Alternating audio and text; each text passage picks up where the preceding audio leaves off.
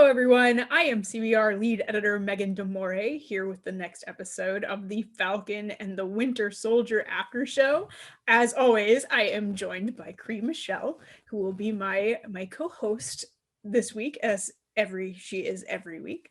And we're going to be breaking down the latest episode of the Falcon and the Winter Soldier, which is titled "The Whole World Is Watching," which comes into sharp focus right at the end of the episode. So clearly we will be talking about spoilers from this week's episode. So if you have not seen it, this is your chance to get out of here and just skip the whole spoiler thing. So there's that. There's your warning. Now I'm going to get us started. And Cree, we've got a lot of thoughts about this episode, right? Yes, we have so much to talk about. Jesus. Let's start with our leads. We really have to talk about Sam and Bucky and their place in this show, which I don't know. I feel like at this point in episode 4, I think it is, that we're at right now, I feel like this show is not as about them as I thought it was going to be. I don't know. What's your read on that? I actually enjoy that because now they're no longer in that transition phase from going from, hey, these are the guys to focus on. Hey, let's learn about them so you actually like them. It's as if the writer knew by this point we would like Bucky and Sam and we wouldn't need them to hold our hands into enjoying them, you know? And it just turns into a story that they're a part of. It's like how we watched all the Captain America movies and all that stuff. We didn't have to learn more things about Captain America. We didn't need to learn more things about Iron Man and Thor. While more information was given, that wasn't the focus. It was no longer an introduction. It was just them in a story. And that's like the first step into becoming like an actual character. You are now just commonplace and we can just watch you have adventures. And that's why I kind of like that it wasn't like more information about them. It was them handling the situation. Yeah, I think I'm going to disagree with you for the first time on the series. I wish we had more of that quieter character stuff. I feel like we got a lot of that in WandaVision. Mm-hmm. And that was the part of WandaVision that I enjoyed the most. This is totally a your mileage may vary kind of opinion for sure. But I really enjoyed the first episode of the Falcon and the Winter Soldier because I felt like we got that quieter content that maybe we couldn't see in one of the films. The Sam at home, the family life, that kind of thing. And I think my expectation of the series, because this is definitely an expectation versus reality thing, was that I was expecting more stuff like that sort of intermingled with the Marvel, like, you know, the crazy Marvel action, which is great and so enjoying to watch. I so enjoy to watch. But we're not, I don't know. It feels like we're getting more character stuff about like Zemo and John Walker than we are about our established heroes. And I wish they were just a little bit more defined. Here. In what way? Ooh, like what are you looking to learn about them? I think I want it to be a little clearer what their goals are. I feel like we're not getting their opinions as much as we are, again, like with someone like Zemo or someone like John Walker. I wish it was just a little more clearly defined. Like, for instance, I loved the speech, or not the speech, but the conversation that Sam had with Carly this week. That's the kind of content that I wish we got more of, because a movie doesn't have time for it doesn't. Yeah, like, that was a huge slowdown in the pacing, which was great. Yeah, and I really enjoy that. And I'm having fun with the action and, you know, the spy thriller stuff. But with a TV show, I think I'd rather be able to flex that and to spend more time on things like that. And we're not. It's kind of just like a Marvel movie split into 6 parts, if that makes sense. Do you agree with that read? I can agree with that, because the first episode, when it ended, I was like, oh, this was a short movie. And then I had to realize it's not a movie, Cree, you know? And I think because it's 6 episodes, that's one of its weaknesses, because we might get more character moments like that if we had a longer run. But since it's only 6 episodes and they're dealing with such big problems, like big world politics problems, we're not going to have that much time to really deal with them as people. As much as we got is as much as 6 episodes is going to allow with problems this big, you know? Yeah, and you really put your finger on something, because we got this week especially a lot more about Carly Morgenthau and her read on the world. And you know, she's a character who has good intentions. Yes. Her ends justify the means, and the violence isn't good, but you understand why she's using violence, because of the whole this is the only language they understand, so I'm desperate Yes. to make people listen to what I'm saying, because everything else hasn't been working.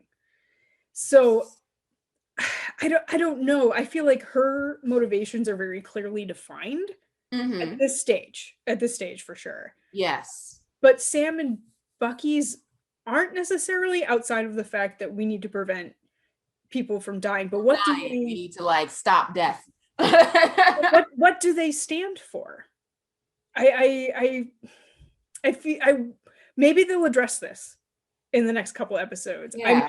I think frustrated at this point that we haven't gotten more of their perspective. And I wish, yeah, that's where I'm at with that. Interesting. Okay, cool. Yeah, we can agree to disagree. Look at that, a calm disagreement. Internet, you can do it. Believe in yourself. Yeah, it's just like the banter in this episode is so much fun.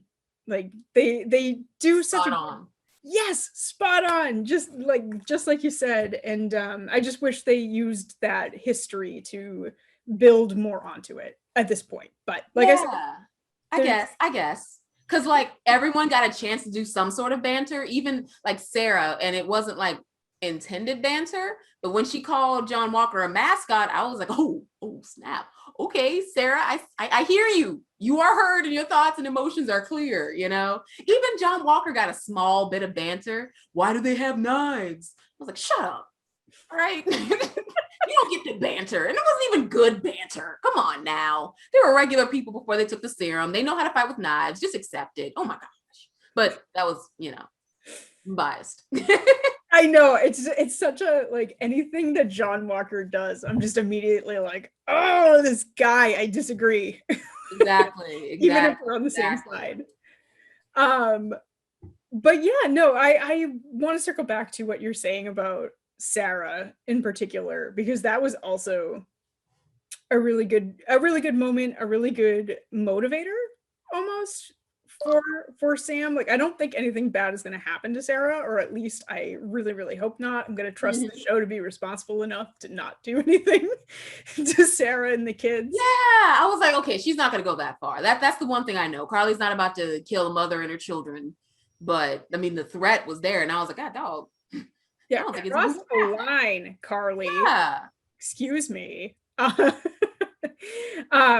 it was great to see Sam really finding that personal motivation outside of this is wrong, and I like a reactionary response to the violence that Carly and the Flagsmashers have been enacting on the show so far. Yeah. I will say the last thing about Bucky and Sam, because let's be honest, we'll talk more about the Dora Milaje fight, but Bucky's banter and that hilarious. Like, yeah, you're looking good, Walker. I want a Bucky. Oh my gosh. And seeing them in the end, like, okay, I noticed, this is probably something we'll piggyback up on with the John Walker conversation, but at the end, they showed up in their suits, and I was like, oh, yes. You know, I haven't seen those in a while. They've been regular people. I am thoroughly enjoying this. I got a little excited because I was like, oh, Falcon looks so good. And then Bucky with his one arm out, I was like, they're in the suits. I'm so happy. I'm fangirling. Oh my gosh, like I had to catch myself because I was genuinely fangirling about seeing them in their suits, because they don't do that because they know when and when not to. But we'll come back to that when we start talking about John Walker, because that'll all tie in. Ugh, John, I'm going to ruin everything just by existing Walker. So yeah, there was that great banter. It's great to see them in their suits.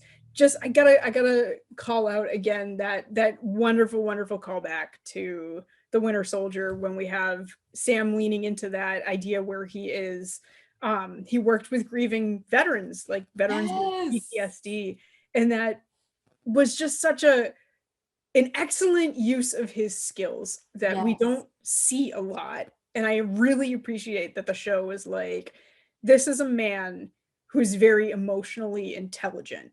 Yes. It's so nice. I wish you would send some of that Bucky's way, but you know, Bucky's difficult. I get it. It's just, it's such a great, it's just another reason why he should have taken the shield, because that is a skill that you have that you can bring to Captain America. You know what I mean? Like that is it's such a useful skill, such a great skill. And we'll talk about that whole you got 10 minutes situation in the climax of the episode. But when he was in there and he came in there talking to her, I was like, yes, this is nice. I enjoy this because this is just acknowledging that there are different ways to solve problems. You know what I mean? Especially since in the comics, there are several instances where there'll be a comic book run, a random comic book run that somebody will write. And while it may start off with punching and kicks, it doesn't end that way. You know, the superheroes have to change up how they interact and how they work with people and how they do all this stuff. It's nice to see them actually take that on. Yeah, for sure. And I feel like at this point, this episode made a great play at why Sam would be such a good Cap, not just in that emotionally intelligent way, but you have I'm gonna say two sides of the same coin with Carly and John Walker. Because these are two people who are like, I need the superhero serum to be powerful, to make people pay attention to me and to earn respect. I need a boost. Like I need that super heroic element or that super villain element. But when Zemo is talking to Sam about it, he says, would you take the super soldier serum? And Sam doesn't even hesitate. He's just like, no. Like I'm like, y'all, I'm good. And I think that was just such a great parallel to Walker's struggle and to Carly's struggle, where they both need sort of, I guess, like a synthetic power. Yeah, they need something to boost them because they don't feel strong enough on their own. Right. Yes, exactly. And because of that, I think Carly commands more respect than Walker does, but yeah, it's less to do with who they are and more to do with what they can do. Yes. Whereas Sam is more well-rounded. And I feel like that's the Cap test. Yes. Right. It's like, I don't need the superhero serum to fight. Like I just want to protect and help and serve. Yeah, exactly. So that, and also very quickly, the Wakanda flashback. Yes, I knew we were gonna get about that. Tell me about that.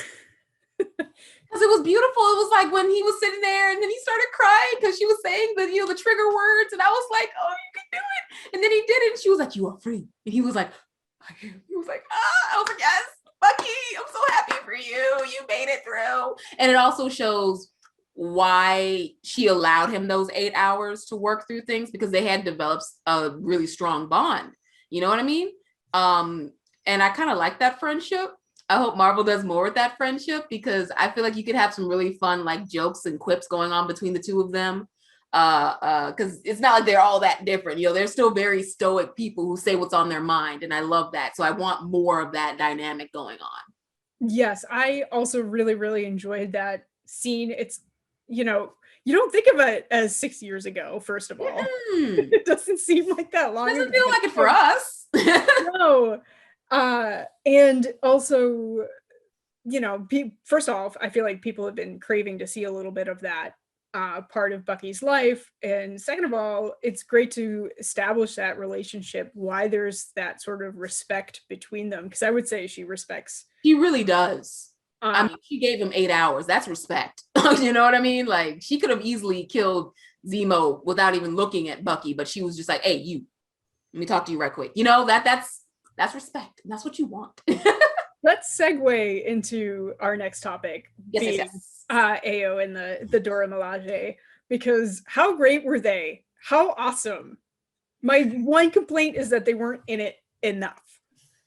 Personally, I think they came in at the exact right time. I think I got just the right amount of Dora Milaje because they came in to do what they were supposed to do.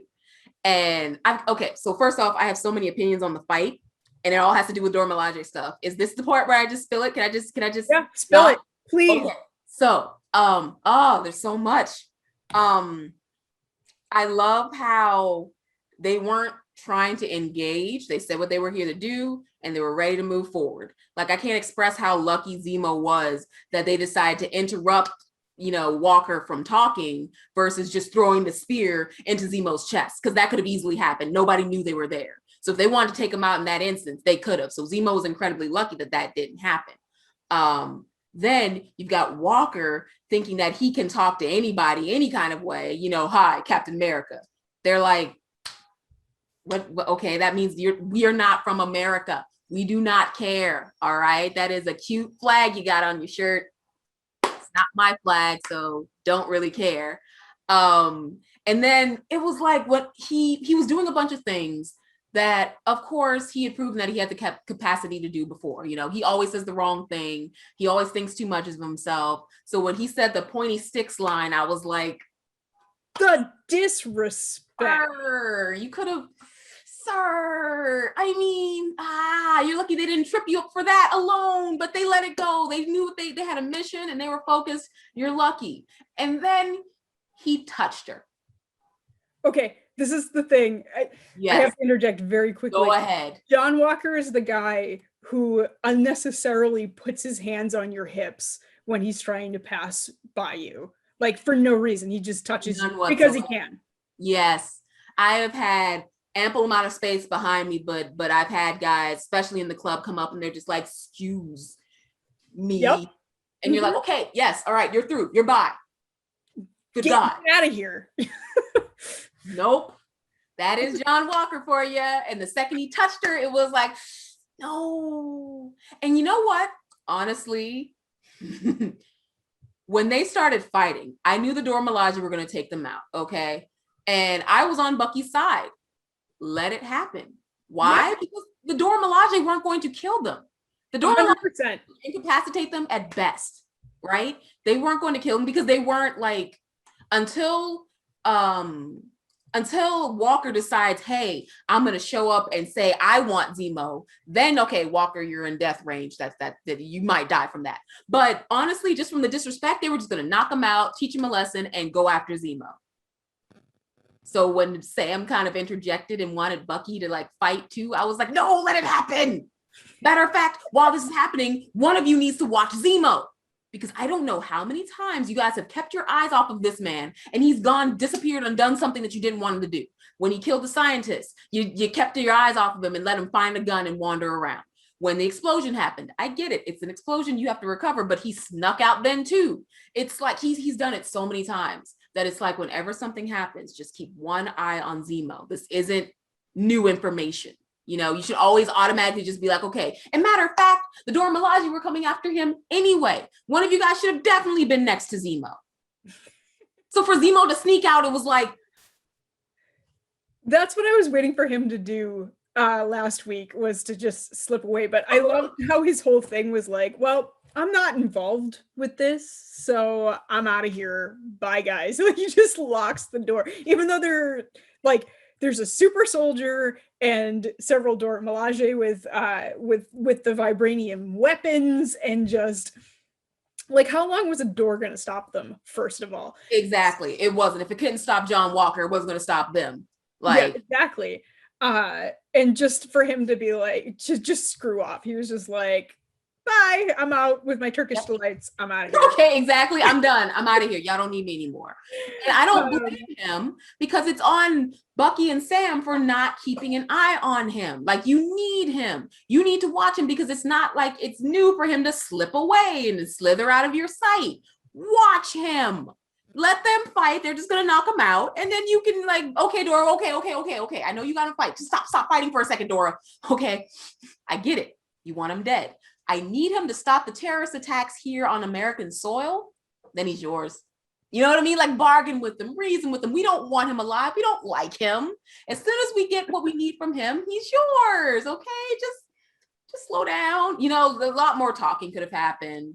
I will say that it was incredibly unfair for both of them to jump on home guy. What's his name? The best friend. Lamar. It was really unfair for two Dora Milaje to take on Lamar. Okay, I was like, guys, He's another guy. He's another guy that it's like, I didn't sign up for this. Exactly. Like, he questioned all of Walker's decisions this week, which is one of the reasons why I knew he was that. You're right. You're right. Which is one of the reasons why I knew he was, you know, destined for not such a great fate. But I have to circle back around to the beginning of this fight that we're talking about, because Walker comes in. Mm-hmm. He accuses Bucky and Sam of being patronizing to him, and they really weren't. He just took it that way. He really did. And then he turns around and he's extremely patronizing to the Dora. Like he couldn't help himself. Yeah, just his whole Cap persona is extremely condescending. Because it's not genuine. It's an act, and you can tell that it's phony and that he doesn't believe in it. And like, I have to like shout out to Wyatt Russell for doing such a great job with that for like active players, because it comes across that way. But yeah, it's just the patronizing of the Dora, and then he gets his ass kicked, of course, because he's, you know, like, and they're regular people too. It's not like they're super soldiers. Bucky did not touch Walker at any point of this. So nope. It's not that he wasn't a super soldier. It was just for lack of skill.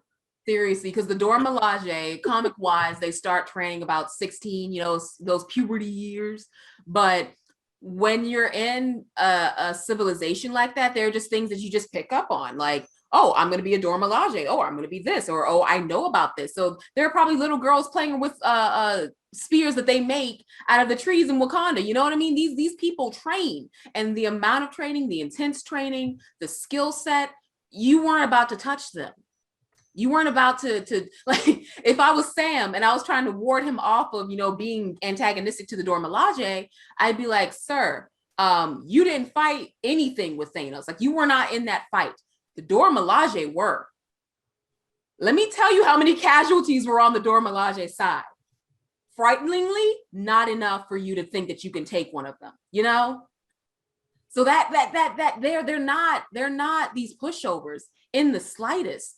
And someone like him, you would think would at least know something about it, because it's not, will kind of open themselves up. They're kind of sharing just a little bit more about themselves, you know? You should be able to take them seriously. But no, he's in his own head. He thinks he's awesome. Yeah. And he got his butt kicked because of it. It's another instance where he thinks having the shield means he gets respect. And first of all, like, the Dora aren't American, so who are you trying to impress? Yeah, who are you trying to impress? Second of all, the shield came from Wakanda, more or less. It's like, vibranium. It's vibranium. Which was another thing I wanted to mention, because I thought it was so interesting that the Dora, who wasn't AO, they didn't really name the other two, but she picks up the shield and then she kind of just drops it and leaves it in disgust. Yeah. Which I thought was very interesting, because my first thought was, okay, they're going to take it back, because obviously this guy does not deserve vibranium in the same way that Steve Rogers deserved it, or like was allowed by the grace of T'Challa to keep it. But the fact that it was so beneath them, that was the vibe I got, that just by being associated with John Walker, it no longer has the meaning that it once did. A lot of people kind of had that idea, that viewpoint too. Even Carly mentions, you know, the shield should have been destroyed, because just the idea of the fact that the government felt the freedom to just give it to anybody. No one really likes that he has the shield. And as far as they were concerned, we've got plenty of vibranium. We don't need your vibranium. Matter of fact, this is a cute glorified frisbee to you right now. It don't matter to us. We don't need it.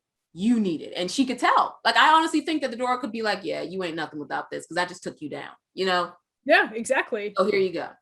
It's just another sign of failure for him, really, is because he was, you know, hiding behind that shield. And if he wasn't, there was no way he'd be able to.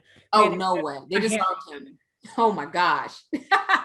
And that is one of the things I think that I'll circle back around to and talk about when we talk about John Walker. Yes. But we are talking about the Dora right now, so let's start to wrap this one up. But I also want to make mention of the fact that in that relationship, the Bucky AO relationship, which is so wonderful, like I like the way it was laid out, because you've got a lot of, like, I guess the word is contextual. It was contextual. You didn't really, or like subtextual, that you understood the respect that was built there between Bucky's time in Wakanda and all of that, but also for her to confide in him that she felt like Zemo was her own personal failure, I thought was lovely. That she didn't have to tell him that. She could have said, you know, I'm Adora and Zemo is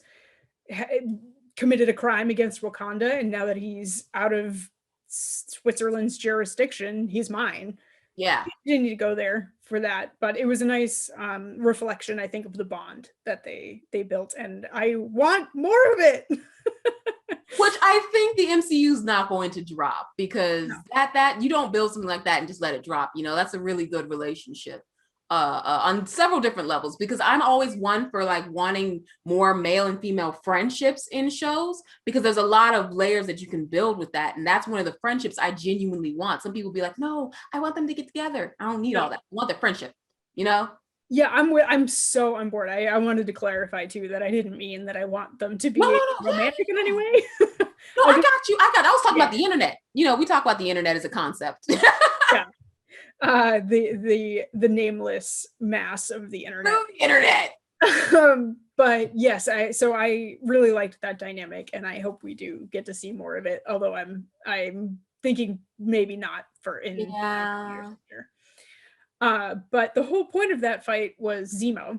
Yes. So let's talk a little bit about Zemo. Yeah. Because, God, like we said last week, Zemo is such an enjoyable character. Like, he's not a good person whose morals we agree with, but he's so a fun bad guy. He's a fun bad guy. And I think that continued this week, even though there was no Zemo dance. Yes. It was like he was Zemo dancing in our spirits. Yes. That's a good way to put it. He Zemo danced his way into our hearts. Yes, he did.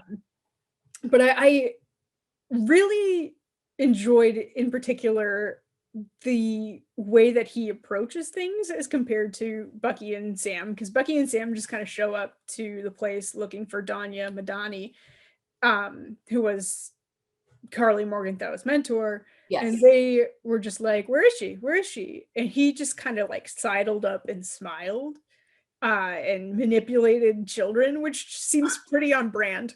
Yes, it's so evil. I was like, oh no, he's gonna give him this candy. He pours out the candy. Oh, Zemo, why are you like this? You're so effective, but oh my gosh. Like, you can, once again, he is a regular person. Yes, he has money, but he is still a regular person. And watching him work with Bucky and Sam lets us see everything that, you know, Civil War was. We get to see why so many things happen because of him, because he doesn't just go for what he wants. He finds ways and plant seeds. Like how when he left the little girl, he was like, those two, don't trust them. They're bad. I was like, crap, just crap. Because he's planting seeds as he gets what he wants. This is a man who is actually very dangerous, because he will do what he needs to do to get what he wants. And he is very good at thinking outside the box to get to those needs. It's scary. It's scary. And he's patient. That's the other thing, is that Sam and Bucky are kind of like, we're going to just run right in there and charge right in there. And Zemo's like, no, I'll get there. Yeah. And you're going to need me to do it. Because that was the other part of it, was that he was like, oh, I know the location, but I'm not going to tell you guys. Yeah. Because Pshaw, you don't need me to tell you. What? No. I felt like it was more of a leverage thing. It was like you need me. Yes. And I'm gonna use that leverage to get things that I want. So I think that was a really great, it was just a great example of sort of the villain mindset as opposed to the hero the hero mindset. mindset. Yes.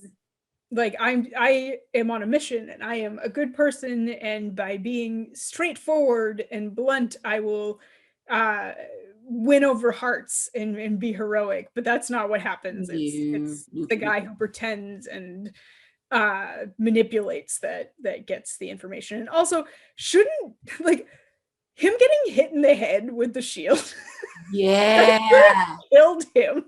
and that was very close. It wasn't very far. It was very close quarters. Like, yes, be a giant whelp and bruise and knot, just like right in this area. Like his entire face could have swollen up. Because that, oh my gosh.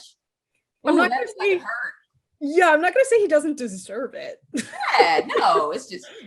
But he absolutely, oh my gosh, when I saw it happen, I was like, oh man, the cringe was there. It was like, god, dog. And also to see Walker with the vials of super soldier serum, I was like, oh no, here we go. But it was on brand for him to destroy the super soldier serum. That made a lot of sense. I liked how that made the search for it more dramatic. Like the Carly's mission becomes more dramatic because she can't build an army. Yep. For Walker, it's more dramatic because he is faced with a decision that we all have opinions on, that we will get to when we talk. Yeah. But it was really great to see Zemo, in doing something selfish, really drive the narrative in a very powerful way. I think I loved it. I'm not even gonna lie to you. When I saw him go to the things, I was like, smash it, do it. And then he started stomping on them. I was like, yes, Zemo, because earlier he was talking about how, super soldiers, they're very close to supremacy. When you build this army of people who are stronger and these super powered beings, you can't really separate that from supremacy. They're very tied in. And of course, everyone was like, oh, what about Steve Rogers? He was like, yeah, okay, we had Steve Rogers. Where's the other ones? I don't see any other Steve Rogers poking their heads out. You got one. I'm gonna need at least 5 examples before I change my ideology. So when he was stomping on those things, I was like, okay, stop making me like this guy. Because whether he did it for his own reasons, for his ideology, or to help the narrative, or to actually help the situation, he did a good thing. And it's like, see, stop making me like these villains, because I don't like it when the villain has a point. I can't stand it when the villain has a point, because when he has the point, it's like, crap, he's right. But you're doing it wrong. I want to circle back around to the supremacy speech that he gave to Sam.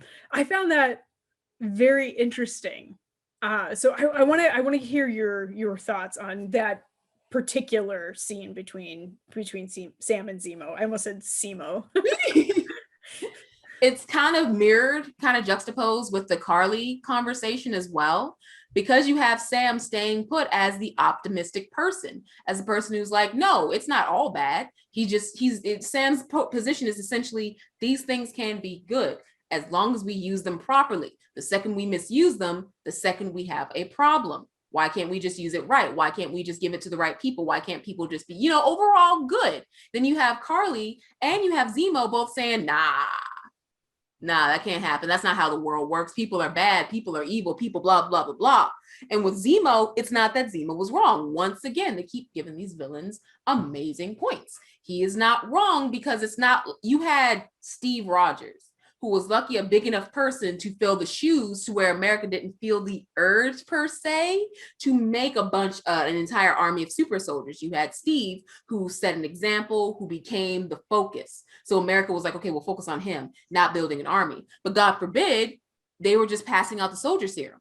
We can't trust that America, who we're very much aware of, we can't trust that the entity that is America would handle making super soldiers the right way. So Zemo is not incorrect.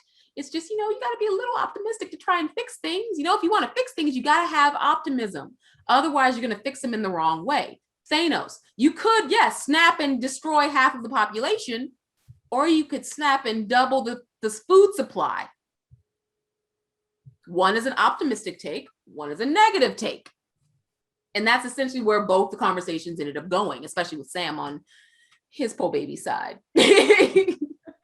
Yeah, I like the point that you're making about America as an entity. If the government was going to give the shield to John Walker, I do not trust them to be deciding who gets the super soldier serum. So I am glad that Zemo destroyed it and made it a precious resource, I guess, and that there can only be one John Walker / US agent. Agreed. But like you said, to put it in a villain's perspective makes it tough, because again, it's I think the problem I mentioned in the beginning, which is like, what do Sam and Bucky stand for? Like I wish, like, we're kind of getting it by contrasts, but we're not getting it like them standing on their own. So I really hope that is something that we get to see and explore. Yes. But is there anything else you want to mention about Zemo before I move us along? No, I think I got everything. Okay. All right. Oh, and I also like that he used his son in his manipulation for the Turkish delights. You are evil, sir. But speaking of people with defined sets of morals, Karli Morgenthau, we should talk about her just a little bit before we get to John Walker, our fifth and final point. Just, gosh, this kid, I feel like, is way in over her head. Way in over her head. It's like, your teachers are giving you too much homework, and you're just like, stop giving me homework. But you don't understand that the teachers are doing what the state is requiring them to do. So when you start fighting the teachers, you find out you're fighting the state, and you're fighting what America's education system is. It becomes this whole huge thing, and that's what she's learning. Like, her actions have so many repercussions, because she's prancing around with her super soldiers trying to give people food, but now she has to deal with the power broker. Now she has to deal with the Americans being like, because now the border patrol protocols automatically increased. So you killed these guys. Let's say you just took the food. It would have been an undercover thing. It would have been quiet, maybe a side news piece, but you blew it up and killed people. So now they're paying attention. Exactly what you don't want to happen is happening at a faster rate, because they see you as a threat. So now it's like, oh, you just wanted a war. That's what you wanted. No, you're causing exactly what you're fighting against, Karli. And that's what she slowly realized, especially when they were listening to the radio thing. Yeah, just hearing about the casualties, because it's one thing to think about, your enemies as there's the GRC, the global repatriation as an entity, but then that kind of erases the fact that there are real actual people involved, that this isn't just something faceless, that yes, in creating casualties, you robbed 2 kids of their dad. Like, you're making more, what was it, internationally displaced persons. That's what you're doing, by killing these people. You're making more of you, and that shouldn't be your goal, right? And I feel like it's maybe something she didn't think all the way through, because she has an emotional response to that. In that moment, she gets up and she walks away, and she tries to justify that. But how much of that is her justifying it to her fellow super soldiers, and how much of it is her trying to justify that to herself? Right. So I feel like she's getting in over her head. She's overwhelmed. She's lashing out at people, because that kind of feels what it was like when she calls Sarah Wilson and threatens the kids. And it's like, she's like, I wouldn't hurt them. But why would Sam believe that? Because she already has killed people, and there's no reason for him to be like, oh yeah, it's totally fine that you threatened my sister and her kids to manipulate her into delivering something so that I know that you're serious. It's such a slap in the face, especially because Sam was like, I wanted to talk to you. I was talking to you before this happened.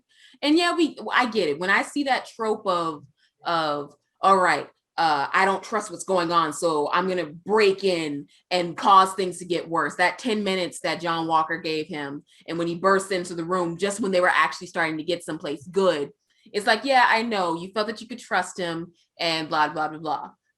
But at the same time, it's not worth that much. He wants to talk to you. He came to talk to you. The things he was saying to you weren't the kind of things where you need to threaten his family to get him to continue speaking about. He's on your side. He said it. He's like, I believe in your cause. Just don't kill people to do it. Yeah. And it's just, I think it's this idea of Steve Rogers as Captain America. You have to be better than. Yes. When you take on a mantle like that on the heroic scale, on the superhero scale, you can't be same level. You can't speak the same language as other, parties. You don't have that same forgiveness. You don't get that forgiveness because you're a figurehead for something bigger. And that's what one of her, I don't even know if he got a name. Yeah, he just kind of showed up and then, yeah. And then, but the Flagsmasher who was like, you should be Captain America.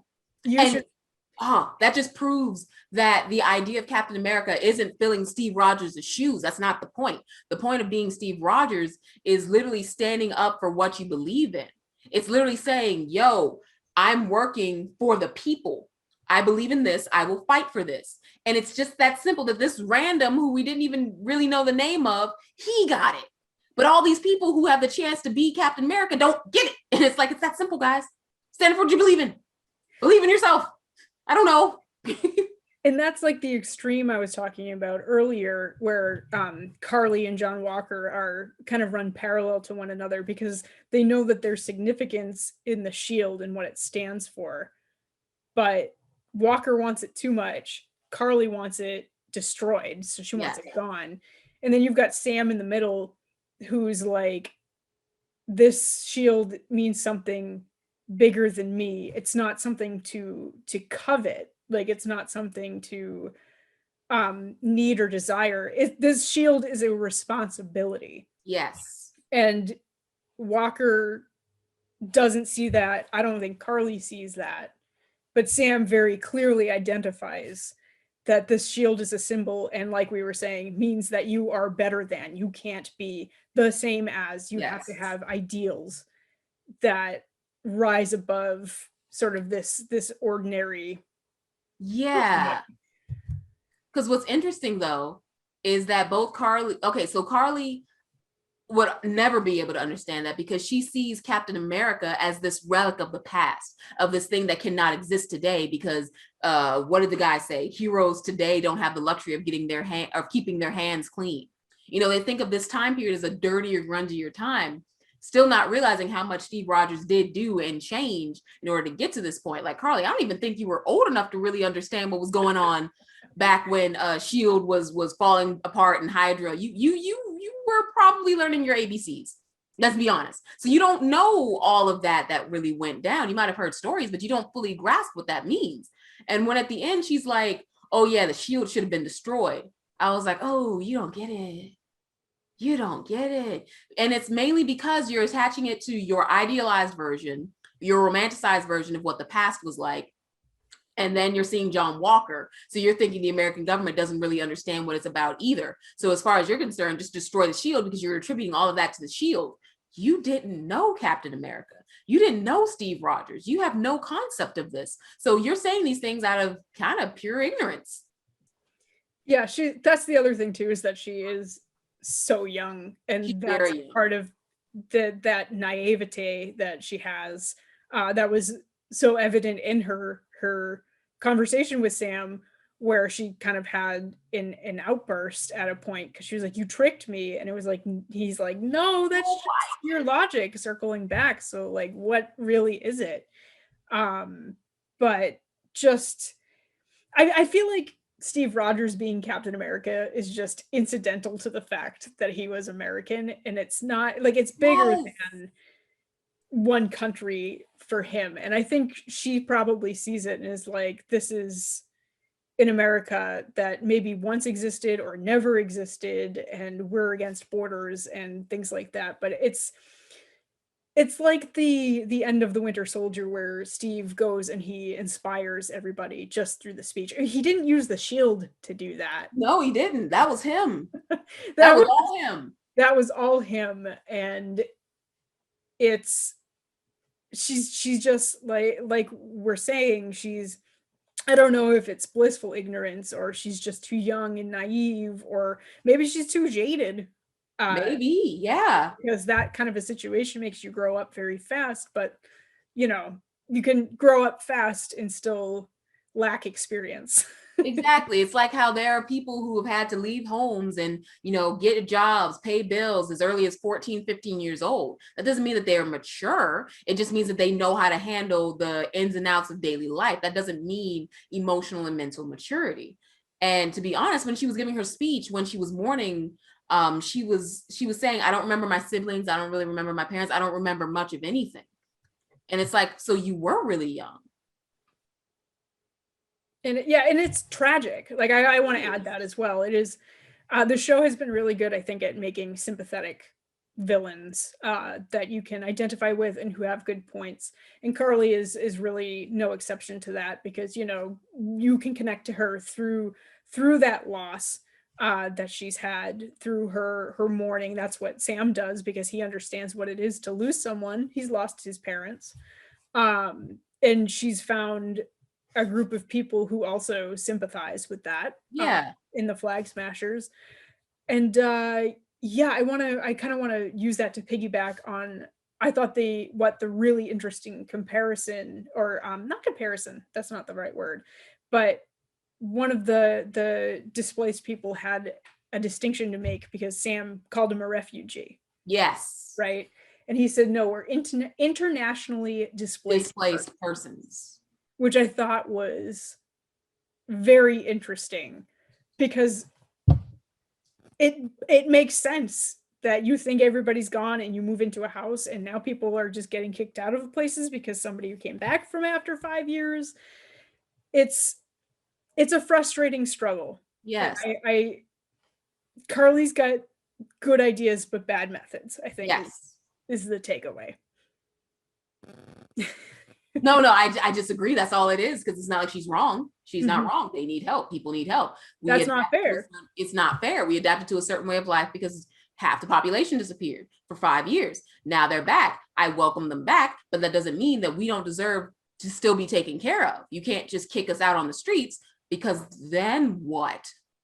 Yeah, why do these people get special treatment for coming back after 5 years when we had to struggle and fight to survive? Et cetera, et cetera. It's understandable. It is understandable. And I will again say, I like that we got a lot more of a sense of her point of view. And I think watching Falcon and the Winter Soldier again, like once it's all out and you can kind of go back and see the whole thing all at once, is going to make it more cohesive, I think, and easier to understand and easier to see those motivations. So I am excited to see it all over again when it all comes out in one big 6-hour film. Yeah. But do you have anything else you want to say about Carly before we get to the showstopper? Oh no. Let's go to the showstopper. It's I'm so ready. John friggin' Walker, man. Like, dude. It is, God, he is just, you love to hate him. Yeah. He's like, I gotta make a Harry Potter comparison. He's like Dolores Umbridge, where yes, it's just the pure bureaucracy of him that drives you insane. Like, he isn't necessarily doing anything wrong. He's not doing anything right. But he's also not doing anything right. Oh my gosh. His motivations are selfish. Yes. He's not he doesn't do what he does because it's a good thing to do. He does what he does because he feels like people will adore him Yes. for doing the right thing. And his motivations are just horrible. But at the same time, you can sympathize with him. Whoa, you're making a face. You cannot. Do you want, should I explain first, or would you like Yes, to take it away? explain. I so want to hear this. I really, really do. I love these different viewpoints. Go ahead. Yeah, so I find him sympathetic, and again, this is not an endorsement of anything he's Yes. done, nor is it an excuse for anything that he's done. But in the same way that Carly has had trauma, he's had trauma as well. Yes. There's a lot of this idea of trauma. There's the trauma that Sam and Bucky went through. There's the trauma that Carly went through. There's the trauma that John Walker has been through. He is very clearly still suffering from his time in the army. He says that he got his 3 medals of honor for the worst day of his life. War is not good. Like, war's not good. War's not good. Not. It's one thing if you have a clear cut good versus evil, like there was in World War II. Like, Nazis bad. Yes. Nazis bad, people good. Yes. Yeah. But it's more morally complicated, the war that he was involved in. Yes. We don't know what he did. I imagine we're going to learn what he did to get his Medal of Honor, or at least I hope so, because I feel like that is that would round out his character so much. Right. Yes. A dimension. But I think it feels to me like he is suffering from some kind of like PTSD type thing. I think he's struggling. Again, does not make it okay. Okay. Yeah. Done. But I think there's like a part of me that almost wants to feel for him in the way that I feel for Carly. Yeah. But he just makes it so difficult to do that. But anyway, that's my read on John Walker. And again, I think that it has a lot to do with Wyatt Russell's portrayal. All everyone's Jimmys. Okay, there are no still Jimmys in the room. Okay, all the Jimmys are everywhere. A whole bunch of. What I gotta say is, while I do agree with you, because when he was talking about the medals, I was like, yeah, no, I see that. I totally understand that. This is where overcompensation comes from, because you feel that you have to hit a certain note. And if you don't hit that note, you're automatically off key. You're not in a different pitch. You're not in a different octave. You're just wrong, flat out, right? But on the other end, when we talk about mental illnesses, when we talk about people with PTSD, you can try your best to be a normal functioning member of society, but when you do something that is wrong or offensive or anything like that, your mental disability does not excuse the behavior. And it's really tough. Personally speaking, it is really tough to sit there and acknowledge when you've messed up, because you're like, the synapses weren't firing, you know when something is caused by a mental illness. You feel it after you come out of that moment. And while, yes, I'm sitting here and I understand that he's been through a lot, he's done a lot, he's worked very hard, he is a good soldier. But I'm still in the camp that believes that every soldier should get automatic therapy. Automatic therapy. The government should literally make it a court mandated thing, because these men are putting their lives on the line. These men are doing a lot for this country, for their families. It is a lot of pressure. It is a lot of work, and it is a lot on them mentally and physically. So therapy should come automatically. We should not be trying to put these guys back into another battle until we know that they have expressed the things that have been plaguing them.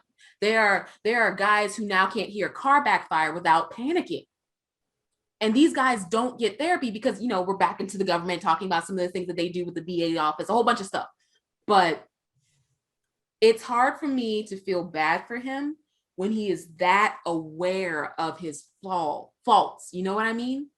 The first step to recovery is acknowledging your faults. And he has done that. He's like, no, what happened in Afghanistan was terrible. Those medals remind me of those terrible things. I feel like I'm doing it in all the wrong ways. I'm just trying to do the right thing. I don't even know what the right thing is. You have these conflicting issues within you, and you know that they are there. Now, it does take a certain maturity to be able to say, I'm going to put the shield down and not go at this because I know I am not ready. But that's because we don't have the mandated therapy for him to be very self-aware enough to take that step back. It's a vicious cycle. It is. So while I do understand that people are sympathetic to his cause, there are some things that are like, yeah, I see that's the PTSD from being a soldier that are coming in the way, and I do feel for him there. But there are other things where it's no, you're just a dick. Pardon the French, but it's he flip-flops so quickly that I'm no, I gotta throw the sympathy out the way, because the things he says in conversation, the way he was with the Dora Milaje, there was no need for you to be like that. There was absolutely no purpose for you to be so condescending to them. Okay, I don't know if you've noticed, but unless someone else opens the door, he is constantly kicking in doors, always slamming his way into every room. I mean, it's if someone else opens the door, everything's fine. John Walker opens the door, it's Dormageddon. He has this vendetta against opening a door regularly. And that kind of person you can separate from the PTSD, and you're okay, let's say you didn't go through all that. You'd just be a poop person, and I can't feel bad for you, because it's not like you don't have good people, Lamar, around you who, they see your point. They understand where you're coming from. You just gotta calm it down. And he's not. So it's I can't. That's why I categorize him as love to hate. But I feel like they've fleshed him out really well, and he's a very well-written character. Agreed. And you can see, like I said, the areas where you would be sympathetic to him if he wasn't such a jerk. When he was saying that speech, I was I'm with you. I feel you. I'm there. But then you go and take the soldier serum, and it's Yeah, let's pivot to that. Yes. Because, Zemo gives Sam a hypothetical, right? And he says, what would you do with the super soldier serum? And that's entirely hypothetical. But for John Walker, that is a reality, because he gets this put into his hand. And first of all, how selfish of him is it that he doesn't consult with anybody else? He does not I understand why he doesn't go back to his superiors. And keep that to yourself. You're not supposed to have that. I get that. But why didn't he tell Lamar? What does that say about his relationship with Lamar, where it's not a partnership? It's a you're my sidekick. Yeah. I feel that is such a I hate the attitude that he has towards Lamar, because when it's because obviously this is a parallel to Steve and Sam. When it was Steve and Sam, that was very much a partnership. It was, I trust you. I trust you to make good decisions. I trust you with my life. And it feels to me like that is a crucial distinction between John Walker and Lamar Hodgkins and Sam and Steve. Exactly. I agree completely, because if anybody felt like they were a sidekick, Steve didn't put it in Sam's mind that he was a sidekick. Steve didn't think that at all. Steve was yeah, you rolling with me. Let's go. Sam's right behind you, Cap. Steve's would you come and walk next to me? What's wrong with you? We got things to do, Steve wasn't looking at Sam that way. Sam was looking at himself that way, which is why another reason he saw the shoes as too big to fill. Meanwhile, in this situation, he just needed a yes man to stay with him, a yes man that knew him. And that's exactly what he was. That's exactly what Lamar was. And I feel like Lamar almost felt trapped by that, because there were a few moments in this episode where it was clear just by looking at Lamar's face that he disagreed with what Walker was doing. He's in the incident with the Dora Milaje, he was even yo, relax, dude. Please calm down. Please calm down. I met girls like this in high school. You don't mess with girls like this in high school, okay, John? Just don't. John. And I love, my favorite line from this entire episode was a Lamar line, being that power just makes a person more themselves. And John Walker looked at that and thought, I should be more me. I don't think so, John. I don't think you should be more you. You could be 80% less you. Yeah, that would be great. Yeah, no, that's how much you need to bring it back. And that's a good line because it really does. It's like that movie Chronicle where everybody got superpowers, all the teenagers got superpowers, and the one who was already like a little messed up in the head, always a little bit already insecure, you know, he's the one who turned into the villain of the movie because all he needed was the power to become the villain. It's not that he became a villain, he always was a villain, you know, and that's normally how it turns out. As soon as a person gets powers, it's like, oh, I got power, I'm going to abuse it. I'm going to abuse it, or I'm going to use it wisely. And that's such a strong line. And Walker is obviously Chronicle. It's like, and it's just that idea too, where it's kind of like, now they'll respect me. Now these bad guys will respect me. And it's that to me is what gets Lamar killed. Yep. I feel like, and like Carly did the act, and she's not exempt from that. Like, I want to be clear when I say this next thing, but I don't think she meant to. No. Because she was fighting what she saw was super soldiers, probably. Because John Walker suddenly has superpowers. Bucky's there. She was probably just reacting in kind, maybe didn't know how to do it, but it's John Walker's arrogance that put Lamar in the situation that he was in Lamar jumped on the grenade. Yeah. Like Captain America, he jumped on the grenade to save other people. Yep. And the lesson that John Walker took away from that is just exemplary of what power does when it makes him more him. Agreed. And it was sad. I did feel for the guy, and I do feel bad for Lamar because it's just like, man, you were literally this entire time just trying to help your best friend. That's all you wanted from start to finish. You wanted to be your best friend's right-hand man like you've always been. And you got caught up in something that I don't even think Lamar didn't know he had the super soldier serum. No, he didn't. So he passed away not even knowing that Walker's now one of them. He knew nothing about it. So he came in trying to defend you because he knows you're up against super soldiers. You're not a super soldier. I got your back, man. We're going to do this together. And he passes away when Walker didn't need it anymore. Yeah.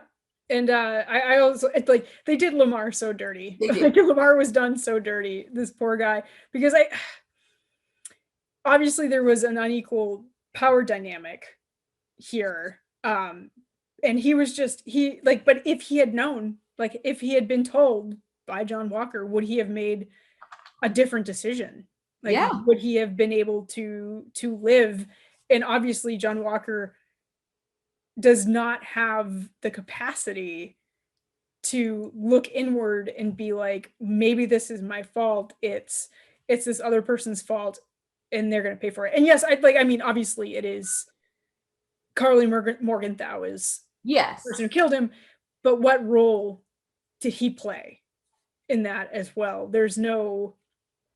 It was, I need to teach a lesson. It wasn't like, I need to teach a lesson. I need to exact revenge. Yep.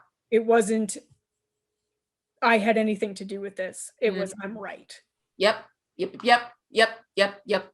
The final scene, the big climactic ending, which I want to point out was foreshadowed because I love it when people actually do foreshadowing properly. When he first showed up to intercept Sam and Bucky and, Zemo going to talk to Homegirl during the funeral, he was in a suit. And I noticed the people around him watching, taking pictures in the background. So I'm sitting here like, this guy is calling so much attention to himself. So calling so much attention to Bucky and Sam, the entire operation. We don't need this kind of attention. You notice we're not in our suits. And here you come with your overcompensating behind, just calling so much attention to what we're trying to do. It's so aggressive. So aggressive. Costume is so aggressive. Oh my gosh. Like it's so bad. So now he finally gets the attention he's been wanting. Mm-hmm. He rushes out there, takes dude down and just deathalizes the guy, for lack of a better phrase, because that was brutal. That was brutal. It was bad. I got chills from that scene. And like, I want to say in a good and a bad way. In a bad way, because what he did was so crazy, and just the visual of the shield covered in blood. It was. It just, to elicit that kind of an emotional response was incredible. I think, it's been a lot of push and pull over what the legacy of the shield is, that I don't think that I was thinking of what does that mean to me as an audience. Yeah, we're like, oh, we're not in the Marvel universe, we're good. And now you're sitting here like, no, you can't put blood on the shield. Yes, because when Steve Rogers had it, he always used it defensively, and here you have John Walker using it as a weapon, and now as a murder weapon. Now it is covered in blood, and just I'm getting chills talking about it, but just seeing it like that, and it hurt. It was powerful. It was very powerful. And can I be honest, this is going to sound a little twisted. I loved every second of it, because it's like, yes, expose him for the Captain Homelander that he is. All right. He is not Captain America. He is Homelander. All right. This guy who thinks so highly of himself and has this huge inferiority complex, but wants to do so much to get attention and respect. Now you have the world's attention. You are now, as this mascot for America, actually representing what America has been doing. Yeah, that's fair. I think that's, like I said, because up until this point, the shield hadn't really represented America so much as it had represented Steve Rogers. Yes. But now that it represents America, it's covered in blood. Yes. Yes. It's Ooh. Ooh. That's powerful. It's very powerful. Just as powerful as that scene was, it was like, finally you've been exposed. Because you can put on, if someone doesn't know what's going on or the context, they see a smiling, happy guy, just like that woman who went up for the autograph. She saw Captain America. Oh, good old new Captain America. Now you get to see what he's actually like. And you can't turn a blind eye to something that brutal. You can't pretend that didn't happen. Mm-hmm. And I am so excited for the next episode. I want to see how everybody reacts to this. I'm just like, yes, because all you had to do was calm down. Yeah. That's it. And I am curious to see if it's a reaction to the super soldier serum, because they said it was painful. Like Carly said, it was painful to go through that. And again, not an excuse, because nothing excuses that. Yeah. And like we've been saying, it's just an amplification of who John Walker was anyway. So it's not an excuse, but I'm wondering how they're going to tackle it. I'm very excited to see, because you cannot sweep that under the rug. And now that is America's mascot, like Sarah Wilson said, committing a brutal murder. Like, it's broad daylight. There wasn't, at least there could have been a cloud in the sky. No, you were just like, it's bright and sunny. Let me ruin. Oh, you guys are having a picnic. Let me just ruin that right quick. You know, like, no, there was no hiding that. You're done, sir. You are done. And I am so ready for it. Ooh, yes. And he's a super soldier now, which gives him a capacity to flee in a way that maybe he didn't have before. But it'll be interesting to see. I don't want to speculate too much. It'll be interesting to see how next week's episode tackles this idea of America's mascot being caught on camera being an extra brutal murder. Does this mean they're going to take the shield away from him? What's that going to do to him if he gets the shield taken away from him? Oh my God. It's going to be, his character development is going to skyrocket, and I can't wait for it. I can't wait. I'm so excited. I'm so excited. And that I'm going to bring it back to the beginning. That is one of the things about this show that I was like, this show isn't called U.S. Agent or Captain America. It's called Falcon and the Winter Soldier. And again, it's, I wish we got I wish I was as excited about seeing something about Sam and Bucky as I was about seeing the resolution of some of these John Walker storylines. I can agree with that. I can see your point. I can see your point. Okay. which isn't to say I don't like Sam or Bucky. Oh, I'm yeah. enjoying them a lot. I love their relationship. I love their banter. But I think John Walker and even Carly, to an extent, have more compelling storylines, at least at this point. Yeah. Whew. But I think, unless you want to add something to John Mm-mm. Walker, because we had some feelings that we just exorcised right You there. really did. Like we got so much out right then. That was ridiculous. No, I have said everything I want to say about that guy. Yeah, maybe he'll surprise us and he'll be the one who gives up the shield. Maybe he'll be the one who gives up the shield. Or maybe Sam takes it in this moment, because we have seen in the commercials Him throwing the shield. And I'm like, when is he gonna get the shield? They're gonna wait till the last episode. It's gonna, they're gonna Marvel, you're so good at that. We got 3 episodes left to see how that goes. So I'm very excited about that. And also a quick update for the Torres radar.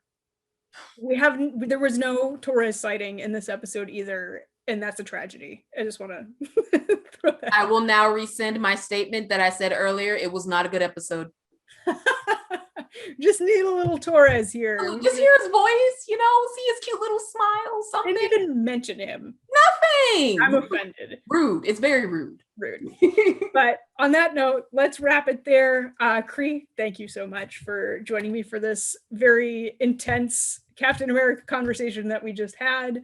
Yes. Thank you, folks, for joining us in our discussion. Please feel free to leave your comments and questions below. We will see you next week for episode 5. It's episode 5, right? Yes. Yeah, episode 5. So we have 2 left. We have 2 more weeks left. So we will be there right by your side for the last two episodes. Until then, you guys have a great weekend. Have a great week. We'll see you next time. Bye.